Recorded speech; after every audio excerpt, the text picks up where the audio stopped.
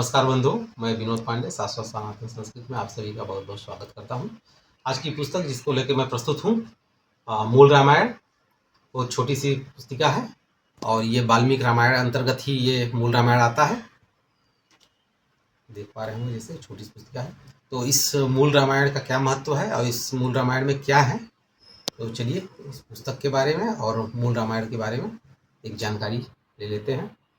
श्री हरि बंधु, प्रस्तुत पुस्तक वाल्मीकि रामायण अंतर्गत मूल रामायण हिंदी अनुवाद सहित दिया गया है और प्रस्तुत पुस्तक की जो कोट संख्या है वो 223 है।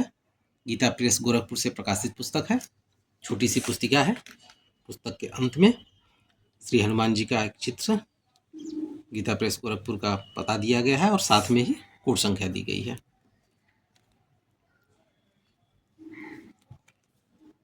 पुस्तक में अगर पृष्ठों की बात की जाए तो सबसे पहले पृष्ठ ही देख लेते हैं। मात्र 30 पृष्ठों की ये कुल पुस्तक है। बहुत पतली सी पुस्तक है लेकिन बहुत अच्छी पुस्तक है। और प्रथम पृष्ठ में इसके जो अनुवादक हैं पांडे राम नारायण दत्त शास्त्री जी इसके अनुवादक हैं। पुस्तक जो प्रस्तुत मेरे पास पुस्तक है ये 2080 का ये छपा हुआ पुस्तक है और अभी तक का जो कुल मुद्रण हो चुका है वो 5,45,250 अभी तक कुल पुस्तक छप चुकी है और मात्र 5 रुपये का ये पुस्तक है छोटा सा। यहाँ पे गीता प्रेस गोरखपुर का पता दिया गया है, वेबसाइट भी दिया गया है कि जहाँ से आप डायरेक्ट पुस्तकें अपने घर पे मंगा सकते हैं।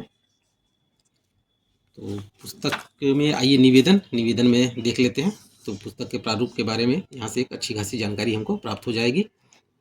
श्रीहरि निवेदन में है, आजकल रामायण और भागवत ये ही दो ग्रंथ ऐसे हैं जो मोह महासागर की भंवर में पड़े हुए प्राणियों को पार लगाने के लिए जहाज कहे जा सकते हैं। इन्हीं दो ग्रंथ रत्नों में रामकृष्ण के नामों की महिमा बताकर अनंत भक्तों का महान उपकार किया है और आज भी कर रहे हैं। वास्तव में रामायण और भागवत के रूप में भगवान राम तथा कृष्ण ही अपने दर्शन एवं अमृतमय उपदेश से हमें कृतार्थ कर रहे हैं।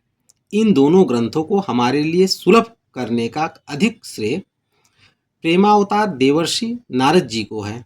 इन्होंने ही महर्षि व्यास को सरस्वती के तट पर भागवत संहिता बनाने के लिए उत्साहित किया था और इन्होंने ही तमसा नदी के, जिसे आजकल टोंस कहते हैं, तट पर महर्षि वाल्मीकि को मर्यादा पुरुषोत्तम भगवान राम के जीवन का संक्षिप्त परिचय दिया था, जिसके आधार पर महर्षि ने रामायण की रचना की। उस समय तक लौकिक संस्कृत के गद्य के सिवा पद्यमय रचना का सूत्रपात ही नहीं हुआ था। अतः यह नूतन पद्ममय ग्रंथ आदि काव्य के नाम से विख्यात हुआ और इसके प्रणेता को आदि कवि की उपाधि मिली।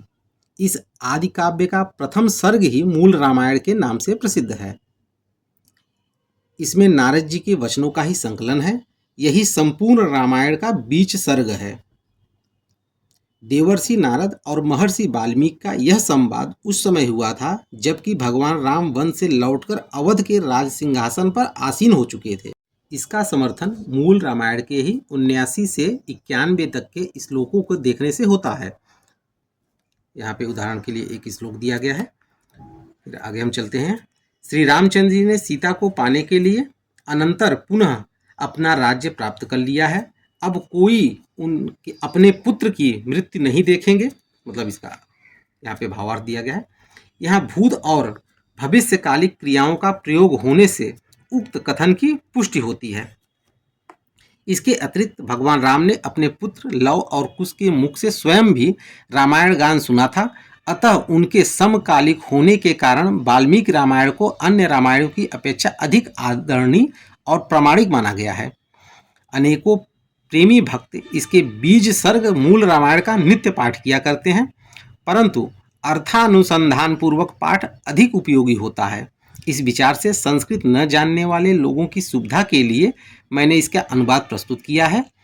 इसमें पूरे 100 श्लोक हैं। प्रत्येक श्लोक का मूल के अनुसार साधारण अनुवाद किया गया है। मेरी अल्पज्ञता के कारण यदि इसमें भूलें रह गई हों तो उदार पाठक कृपया मुझे क्षमा करेंगे। ऐसा अनुवादक, जो अनुवादक यहाँ पे पांडे राम नारायण दत्त शास्त्री जी हैं, उन्होंने ऐसा यहाँ पे निवेदन किया है। यहाँ पे भगवान राम और जानकी जी के काले और सफ़ेद में एक सुंदर चित्र दिया गया है। जैसा कि यहाँ पे यही बताया गया है कि इसमें कुल 100 श्लोक दिए गए हैं। यहाँ पे देख सकते हैं पूरे 100 श्लोक हैं और सभी मूल श्लोकों के साथ हिंदी में अनुवाद दे दिया गया है।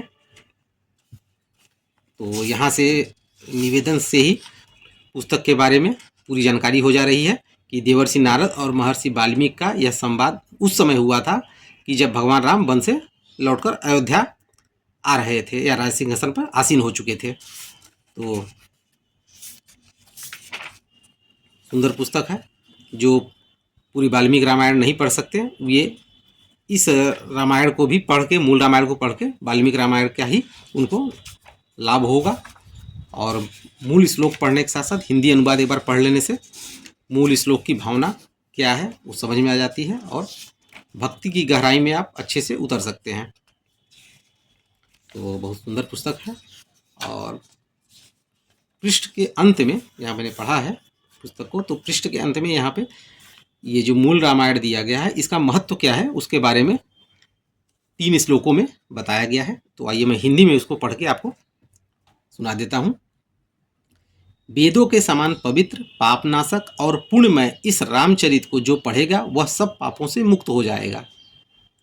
आयु बढ़ाने वाले इस रामायण कथा को पढ़ने वाला मनुष्य मृत्यु के अनंतर पुत्र, पौत्र तथा अन्य परिजन वर्ग के साथ ही स्वर्गलोक में प्रतिष्ठित होगा। ऐसे 99वें श्लोक में कहा गया है। 100वें श्लोक में कहा गया है, इसे ब्राह्मण पढ़े तो विद्वान हो, क्षत्रिय पढ़ता हो तो पृथ्वी का राज्य प्राप्त करे, वैश्य को व्यापार में लाभ हो और शूद्र प्रतिष्ठा प्राप्त करे। ऐसा यहाँ पे महत्व बताया गया है। और यहाँ पे भी जैसा कि दिया गया श्रीमद् वाल्मीकि रामायण के आदि काव्य प्रथम सर्ग से ये लिया गया है मूल रामायण।